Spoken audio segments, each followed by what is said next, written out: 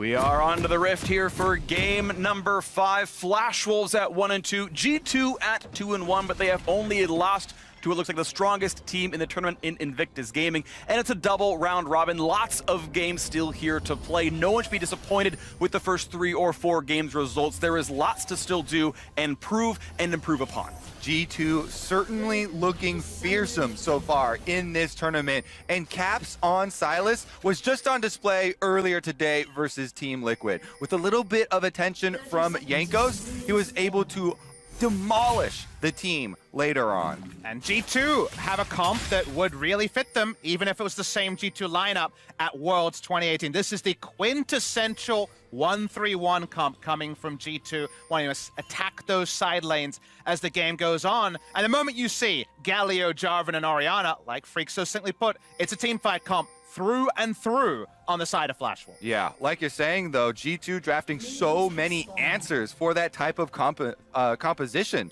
Perks on Ezreal with Mickey X on Tom Kench here with the Abyssal Voyage being able to lend more threat to a 1-3-1 style of play. And then Jankos having the kickback here on Lee Sin is a huge disengage. Look at the little thing that happened right there as Rather walked down to the ward that was revealed to leech experience for that ward kill. This tells me normally in a solo lane, you have to kill the entire first wave plus something else to get level 2. Instead, if you share an award XP, it's just the first wave. We knew Caps got XP himself on a single ward, so it's going to be level 2 a bit early, but shouldn't mean too much because they'll get the same XP. Caps went down for a late ward also to try to help Jankos with his jungle pathing, so a lot of different agencies going on. There is that level 2 already, as you mentioned, Freak. In the bot lane, right now, Perks and Mickey happy to give up the push to Flash Wolves. Just getting some farm under the turret as Perks stacks up his mana flow band, and we wait to see what else comes in here. I have to say I'm pleasantly surprised by just how well Mickey X and Perks are playing. They've gotten 2 or 3 duo kills in lane just across this tournament. They have been actually dominant as a duo, I would say, overall, and we knew they were good, but to actually step up so well has been impressive. All right, we said we were going to track these junglers early on, and Boogie on the Jarvan has gone red buff straight to top side. If you get that Rune Prison knock-up! Rune Prison and a knock-up, and the clone goes the other direction. Not a way out for Wander, and an early first blood at 2 minutes and 30 for Boogie. Exactly. That was spotted on the ward there, Kobe. That was the big moment. The deep ward put down by Caps at level 1 didn't spot him, but now Jankos is lying in wait.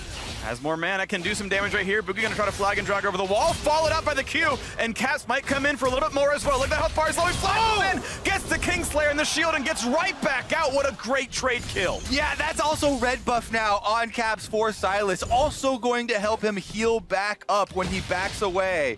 This is so big for G2. They took a very, very terrible opening to the game in their Nico getting destroyed here. As we talked about in Champion Select, as long as you have the point-and-click Rune Prison, it makes Jarvan's job so easy. You guarantee that combo. They get the early kill, the minion wave still pushing in his favor, but Jankos doesn't let it sit at that. Lies in wait at the Scuttle Crab. He sets up the kill for Caps, and once again, this is Caps Silas with early money. And what I want the viewers to appreciate is not just the early money being centered onto the oh-so-scary Silas from Caps. Think about what was gained in those ganks. A kill topside, first blood gold, but no flash is used by Wander, but then the red buff coming in, the good back timing coming in for the Silas as well. The bonus objectives go the way of G2. We can definitely talk up what Flash Wolves got out of it in that early tier for Rise. Hanabi is the guy that they want early money onto, right? To back up your point, Hanabi has been one that has gotten more resources and more of Flash Wolves' focus since the changes to this team. So he's the one that they should be focusing on, and Rise can be an answer in that side lane, even if they have to deal with it. But it looks like jungle attention again. They've got a minor root. The Q's gonna land plenty of damage here. The Rune Prison to the shield, though. Force the flash shot, but Wander has the auto attack, and Jankos finds his second successful gank. Every time we come up with a story here for Flash Wolves, Jankos answers it again. The Lee Sin is on fire, extremely active in the early game and helping out those solos as expected. Usually it's the Midas touch, sometimes the Midas foot coming through from this Lee Sin. Jankos, everything is touching is turning to gold. Not quite the first blood king this time, but he is the king of the jungle. Honestly, yeah, that's the more ideal situation. Him setting up the kills for his solo laners and them catching in. We get a nice little freeze frame there of reenactment of Jankos chasing down Jarvan. The moment right before the Doom, flag and dug over the wall under the Q follow, and we all saw that one play out. So look at this, G2, 800 gold ahead, and I think even fortunate that the kills were given over. 2019 MSI colorized here. Jankos carnivorous jungler. Great minds think alike. I was going right there as well, Kobe. Loving it.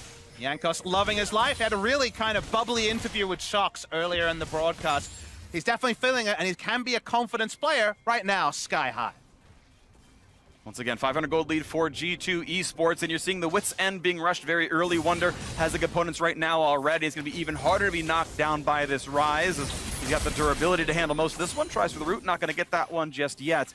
And overall, the favorites now looking very good in this tournament. It should be noted that Wonder has much more build path flexibility than the Rise, who needs to build his tiers and work into the Seraph's Embrace, and from there, because of that, Wonder can attack both solo lanes by building a Wit's End and stacking up that magic resist, and the on-hit damage at some point will be enough to force Rise under a turret into early recalls to try to contest with the Nico in the side lane, and if enough gold goes onto Sylas, who we should note has gone Conqueror for extended brawls, then he may be able to answer the Rise, usually impervious in the side lane. Yep, here we go. They're going to focus on the top side. Caps is level 6 on the Sylas, but Jankos sits on a ward, so Flash Wolves know that this is coming. Ziana coming right back in as he sees the Lee Sin drop off the ward, but yeah, pretty trademark G2 play right there. Caps getting the push, roaming up the top side, trying to find one of his lanes to put ahead. So frequently it has been Wonder.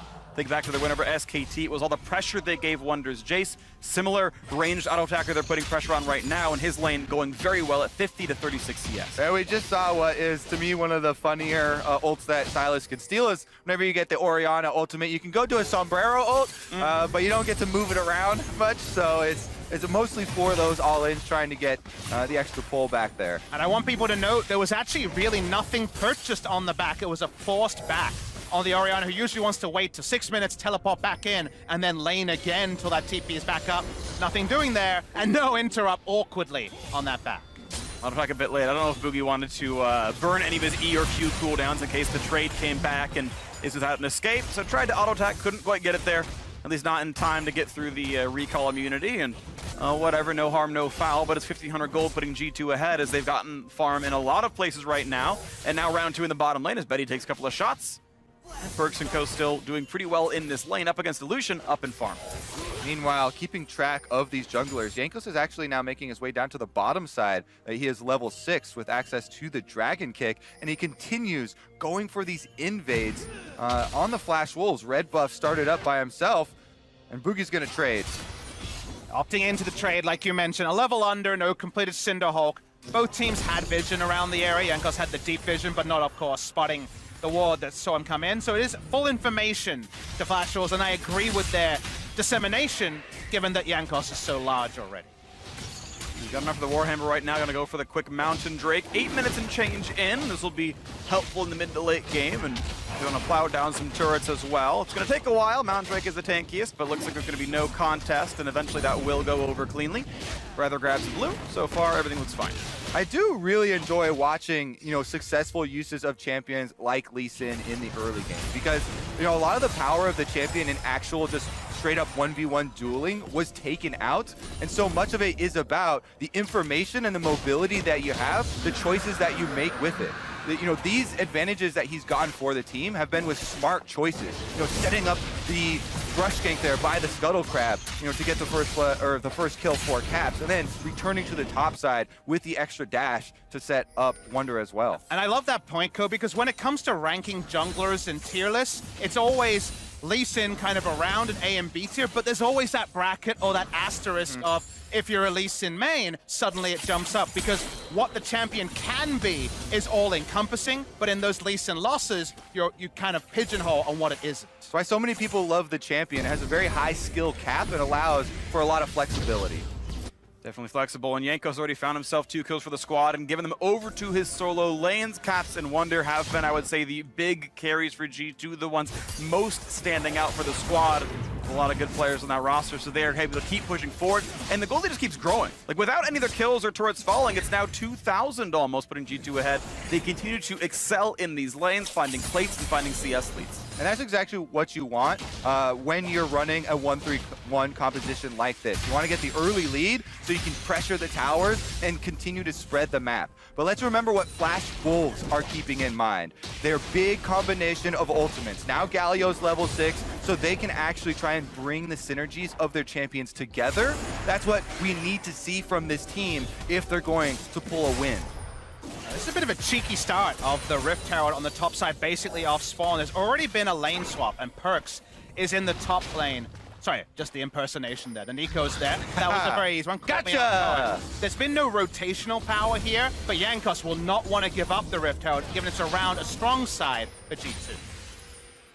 And indeed, they're going to push Boogie off that right away. Puts a control ward down. They're going to fight 2-on-2 with the vision, but Flash Wolf's going to get the better of that. Stun comes in, though. Caps wants his fight. Does have the dunk, comes in. Shockwave to follow up, though. And the 2-on-2 continues. Health bar's quite low, though. Caps running out of health, and they have the damage. He flashes, but he's the wrong way on the map. And he's going to drop down as well. The knock's going to land a double kill. In for rather. That fight goes to Flash Wolves. Caps punished so heavily for his hubris there, but Perks and Mickey X are trying to answer. Here comes Shousey. Oh, and he stuns himself onto the wall, gets the talk, gets a bit of health, and he's going to go right into that one. And Realm Warp to safety. Nice play by Hanabi getting over to the wall and getting that edge onto his teammate. So many times, these aggressive plays, when they don't work out, you look so foolish. Caps is the one that starts this play out. 1v2, Jankos is there a little bit behind, and a couple seconds later means that they actually lose the initial duel. And to me, he was playing to his keystone. Remember, he's a conqueror. Silas coming in, so he thinks he can, in an extended brawl, out-sustain and use all of his abilities, but the cooldowns are still relevant, and as it goes on, he's focused down. Biggest thing there, you mentioned focus, is the lack of focus from G2. They were on both separate targets there. Jankos kicking Jarvan out the back while Caps staying on the Orianna, and if you split DPS in a 2v2, then the team that focuses is going to get the first kill, you're going to get the triumph heal, and you're going to get the win. Exactly. Both Flash Wolves player at 15% by the time the first kill came through. That's on one target. It's for sure one dead, and as you mentioned, the heal, I think it would have gone differently. So, mechanical, slight misstep there, but it means Flash Wolves are answering back. They bring the gold to within 1,000. They get those kills on the Rather. It means he starts to answer pretty well in the matchup, up 30 gold individually over Cap, so finally a place to move in that mid lane. I'm actually liking the spellbook that we're seeing so much more on all these different mages, by the way, in mid lane. It's a small thing that you mentioned there with heals and being able to switch these spells around, but in clutch fights, it has been a determining factor that has really grown on me over the course of this tournament. And another swap that came about because of the earlier access to back timers and hitting the map because they didn't get any deaths, they picked up the kills on the side of Flash Wolves, was they were the ones set up the lanes to get the Rift Herald. So the Rift Herald was actually gained purely from winning that 2v2 around the top side. Still a minute to go to drop that Herald somewhere useful and give another donation of 300 or so gold via plates to one of those other players. It's going to be summoned into that mid lane right now. He shouldn't be spotted, and there will not be CC putting him down. So rather, feeling comfortable with the jungler behind him, could get some gold in mid lane. Yeah, it looks like Jankos is lying in wait around the fog of war here, but they usher Shelly up to the turret long enough to get the charge off and cash in. And of course, it was an uninjured turret, so actually only one plate went down. The next one very low on health, but not dropped just yet. Meanwhile, G2's duo, they've been looking good so far, 15 CS up and getting a lot of pressure in this top side, knocking one down themselves. Betty, that half HP cooling, not going to do a whole lot. Trades ults, gets away from Ezreal, stays alive there. Yeah, Perks giving as good as he got in this one, and if Betty did not sidestep that ultimate, then it would have been Jankos also looking to collapse on the play. So many wards, though, have been placed on the top side since there was a lot of this early action, and Flash Wolves are stabilizing here.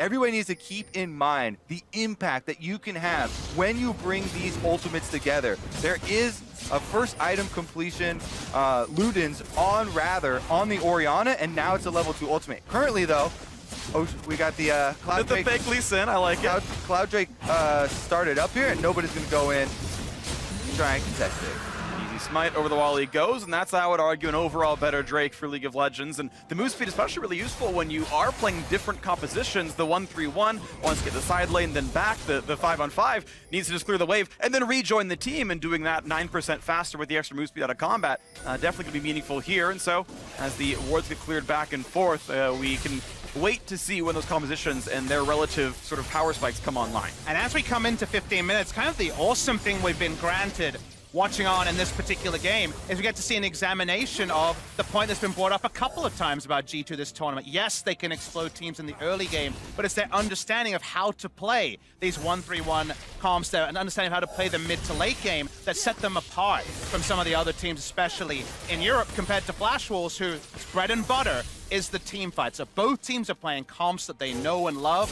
G2, they don't have an immense gold lead to trade upon in this game. Their execution is what we'll be able to judge in kind of a scientific manner. Team fight execution going to be the name of the game here for Flash Wolves, and one of the big stories coming in was the fact that, well, hold on, we have a hot potential fight here. Over the wall they go, and they are going to be looking for the battle, looking for the taunt, and he's going to flash, but only find the one who cleanses out right away. Mickey X, though, still running and not going to get caught out for much more, so great escape there, G2, lose only a cleanse. Yeah, and that is in exchange for a flash, so that's heavily in favor of G2. No flash on the Galio removes a lot of that surprise factor and the big part of their AoE. Meanwhile, down bottom side, the cost is Wonder on the completed Wits End Nico, taking down the turret. And that's going to be music to the ears of G2 fans. Every time they hear Meanwhile at the ranch, they know they're going to be getting advanced around the map. But in the mid lane, stun, Shotgun comes in, but a kick onto the side, has barrier though, keeps himself alive. There's a dunk flash away by Cat's gonna stay alive, and comes Galio, knocking only the minions down, and picks up an ult for the Jarvan himself. They're gonna still trade blows back and forth in this mid lane, but everyone healthy on the sides of both halves. Keeping track of those teleports is critical. That was Betty and Hanabi both using theirs, as well as Wonder on the side of G2. So it's only the mid laners that are left. And then taking into account the ultimates of Galio and Tom Kench. 6 TPs and 2 semi-global ultimates. There's a lot of TPs to a long list. You're going to have to do a lot of bookkeeping here, whichever team you're on. And who can be aware and keeping track of that, especially when the teams want different things, going to be important. Jankos trading blows with Boogie, but not going to follow through much longer. Earlier we talked about teamfight execution being important. One of the things for Flash Wolves is they lost so many of their longtime players, and it's now a mixed language team. You've got Rather coming over just recently, still actually on loan, technically a part of Griffin to a certain degree, and Boogie, a Korean player himself who spent 2 splits in Japan, now 2 splits over in the LMS. Okay, he's more used to playing mixed language teams, but they're still not natives, and it is always a little bit harder to make those comms work. And Boogie definitely is the point man that has to start off the Flash Wolves win condition. The full tank Jarvan jumping in, Cataclysm with the Orianna ball, with the Galio. That's how they want to bring this all together. So their coordination and their communication, with one of these newer players is going to be critical in their success. And now another fight in the bottom side, but look how much more damage Wonder has. Pops the Seraph's shield as well. Yeah, and because he has got the Wits End and the access to the healing, below 50%, even when he gets that low, there's still a lot of safety in it. And that's what we were alluding to, though. Given the builds that Rise is kind of on a bound to, when you hit item points like this, and Wonder doesn't even have a boots item, let alone 3 boots. He has 2 full-on offensive items. There's just no way for Hanabi to stand his ground against Wonder at 18 minutes. And while that affects the health bars in a 1v1, it also affects the map state around it, because both teams are clear on this reality. You happy to keep playing these side lanes and getting their incremental advantages in each one of these spots as the duo lane comes down to the mid side. It's going to be a quick recall out of the Orianna here, as Rather's going to have to answer one of these pretty soon. As Top's about to be pressured out by Caps. He's got plenty of wave clear himself. Mickey X up to half HP, has to come away. Remember, there's no teleport on Caps right now, so Flash Wolves technically do have the 1 extra answer with Rather on the Orianna, and they're sending Rather up top side to deal with that minion wave that Caps just pushed in. So right now in this small window where they're getting the recall off, they do have to be careful about that forced initiation. But the setup right now is so precise, and it needs to be from Flash Wolves. With the comp they have, where they say, we win in group team fights, they only happen around an objective G2 has to fight around. Now, Infernal, falls upon that purview. They want to invade this Inferno deck as fast as possible, push out one wave, draw up the Orianna, and make G2 come to them. And Orianna needs to channel the teleport early if the fight's going to happen. Lee Sin goes in. Great E by showSe. Gets out of the road, and Jankos can only kick him backwards. That was well played. Stays alive here. A Lee Sin ult down. Here's the TP. As G2 have already come down to fight for this one. Inferno Drake getting lower, though. Smite fight comes in. What a pickup for Boogie. That's a great steal, and now this could be a 5-on-5. Where does G2 stand? Where does a shockwave go? Nice true shot barrage gets Betty low. And Zonia's for Boogie. Stays alive. Realm Warp. Will it reach him? Doesn't necessarily need it, but does get away. That was clean on all fronts. Flash Wolves come out ahead. We had eyes on Boogie, one of the newer guys on the team, and he comes up huge, stealing the Infernal Drake and getting out after the stopwatch. And that means the team fight never happens and they get an advantage, which should almost never happen. In games like this, the map state on anything other than 5v5 should suit the team that has the beneficial side laners who are pushing up. So getting that steal and getting out clean means that it wasn't even about teamfight execution, it was just a smite button that went the way of Boogie. Very nice stuff, though, and you can see 1-1 and 2, a pretty solid scoreline there. We get the slow motion version right over the wall, 400 health on that one. That's just barely in range as well. Yeah. Smite range only slightly longer than that. Really, really clean stuff from Boogie, but also a little bit of luck in all of those. But you need a bit of luck. You need a bit of luck sometimes, and you know, Kobe and I were talking about how their setup was a bit late. We never saw that early TP from the Orianna to group. They hadn't done their due diligence around wards. Flash Wolves hadn't set themselves up to take the Drake. It seemed like it would be a clean G2 take. So stealing it there is pretty big in the grand story of this game. That's one of the best feelings as a jungler. Plus the fact that he was able to get out afterwards, nullifying the Nico ultimate. Definitely a big moment for one of the guys on the teams that has received a lot of criticism over the tournament. Yeah, he'd been playing a little bit weaker so far at MSI, and Flash Wolves maybe playing a bit below expectation, maybe to expectations. People did think they were going to be weaker with a lot of their players leaving to the LPL earlier this year, but hoping to keep up and with what they were doing in the golden ages before, when they would always make the semifinals and always at least impress a little bit, have some good group stage games. Looking to fight back now against G2, who have been one of the pre-tournament favorites, and results have shown them to be quite solid as well, and still in fighting distance here, as Jankos could be found out in his jungle. All right, let's see if they go for it. Jankos a little bit low on health as well. Boom! Finds a top, finds Ignite, flashing away to not get hit by the E, though.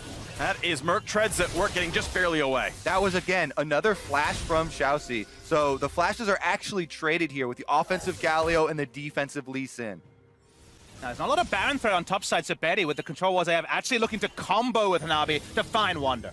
Realmore builds a bit of space as a slow into Wonder. Might not have a way out. Gonna pop the ult. Does not even get it off in time. A shutdown comes through, and Betty on the board with his first. Huge punish there from Flash Wolves, but now Perks. Oh, they might have the damage. You go into this one. The ult's gonna almost land. Still finds some more poke. A good flag and gets away, but a turret goes down to the top side. The 1-3-1, the split push. They lost a kill, but they got a turret for it. Yep, mid lane as well, gonna continue pushing here. Perks really pumping out the damage on that Ezreal without any kills or assists, has a 300 gold bounty because of the extra CS lead that he has.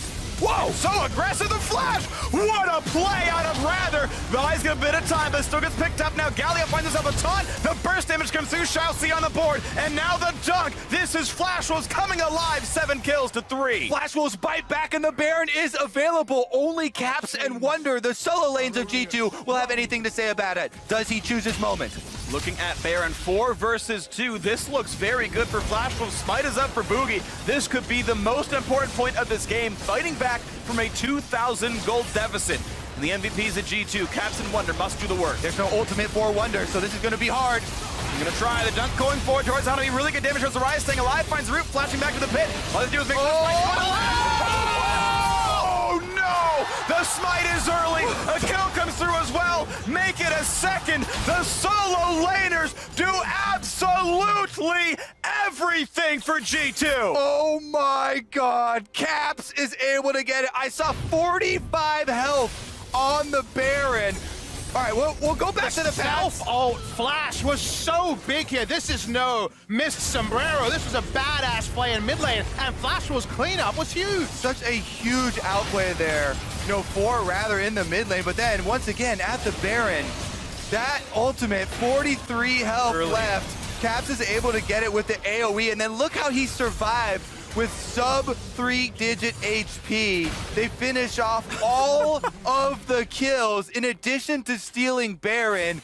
The solo laners of G2 just completely rewrite history for the last 5 minutes. That play turning in their favor. And Caps' first reaction to turn to his jungler and say, this is how you do it. He comes out there, picks it up, and remember, it's a tale of 2 steals. The Infernal steal the Flash Wolves got to subvert, not even setting up for a team fight, but the second one for a 1-3-1 comp that wins in the side lanes to also have the Baron, that is usually a game ender. That was actually ridiculous. It was an ultless Nico and Caps able to finish off all the kills, get the Baron for their team, and basically just take away that huge outplay that Rather had on Perks. That was his big moment. Flash Wolves trying to take control of the game, and G2 put a stop to it ever so quickly. It's good that we had Raz and Dash take us through Silas. I don't remember the Baron steal point in their walkthrough, but it was pretty dead.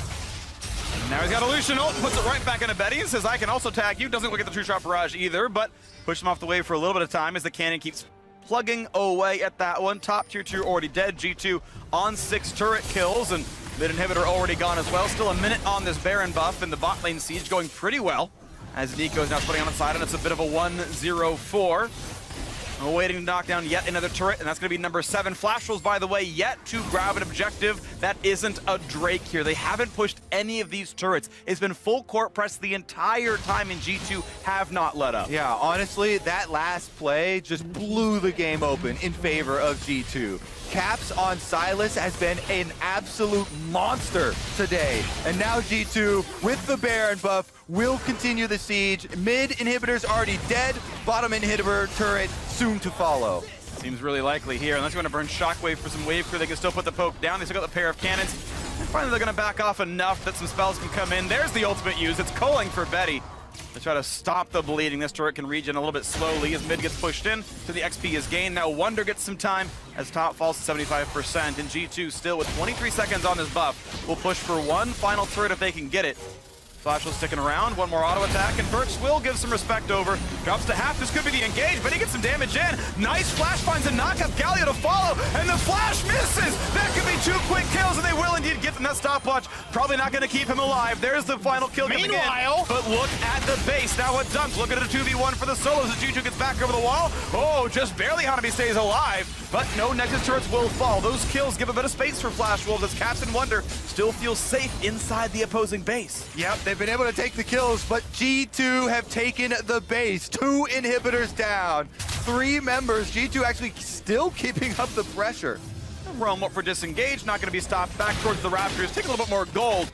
And G2 Esports, look at this, 7,000 gold ahead, and the base of their opponents in absolute shambles. and the 2 kills definitely serve as band-aids for the wounds that we talked about that were inflicted by the Baron buff steal by G2, but you can see it doesn't really change the pressure. Yes, no further Nexus turrets will be taken now, but they can rinse, repeat, and if those ults don't hit as well as they did last time, G2 know they can continue to push down these base objectives. They're certainly well equipped to continue to push out both sides here. Super minions are flooding down the map towards the Flash Wolves base, and G2 soon to follow.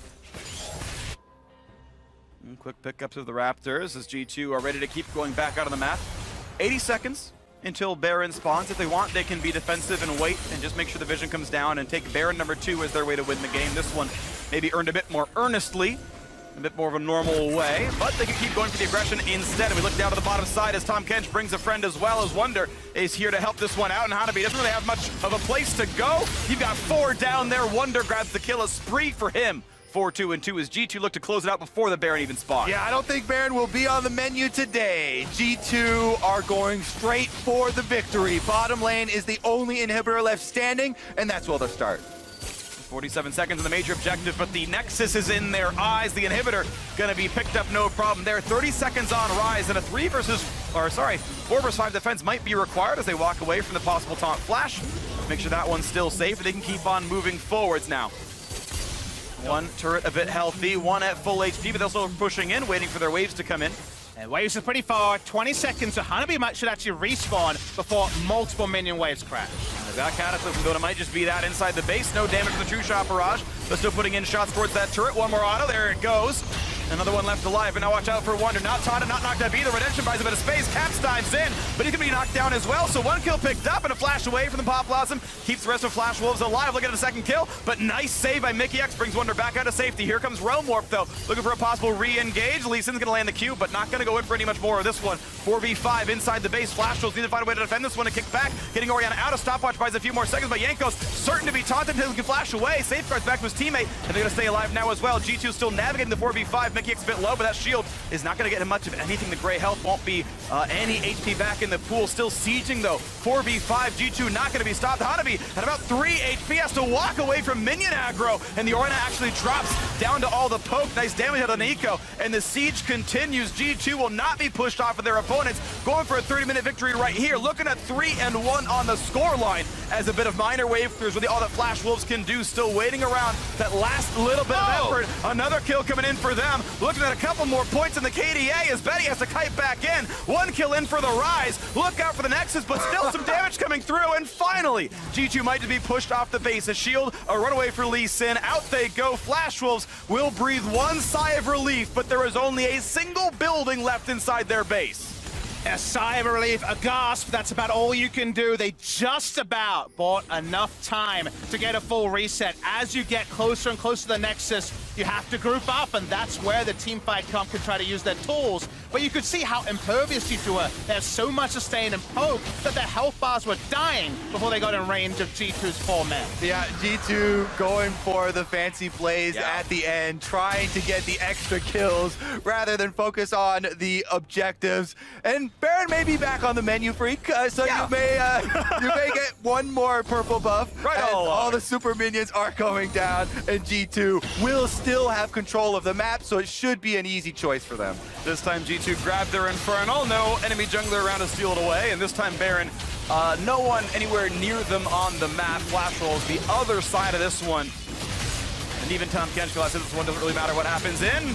There's the pickup. Yanko doesn't need to burn the spike and save it for later.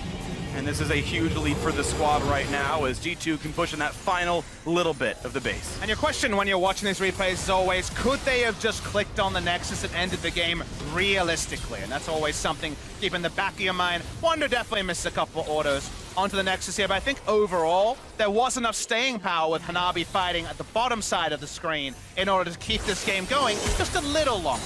All right, well, the time has come. Baron empowered G2. One inhibitor has respawned for the Flash Wolves. Can they rally around that respawn? Because it won't last very long. It's going to be difficult to wave for this one. The minions nearly impervious to champion damage.